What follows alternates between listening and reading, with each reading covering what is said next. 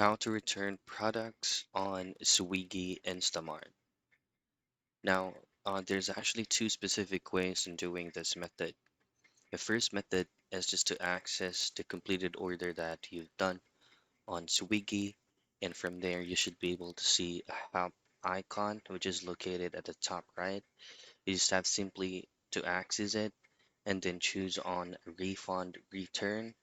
Choose the designated reason and take note that Swiggy does not accept or does not validate a change of mind reason.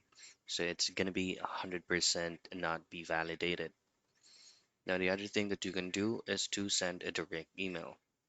This is going to be the email address that you want to have to use, which is going to be ctinstamart@gmail.com.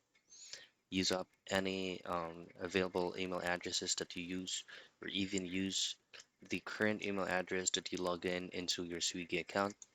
Attach the photo and then have a screenshot of your profile on Swiggy. And that's it. That's how you return products on Swiggy Instamart.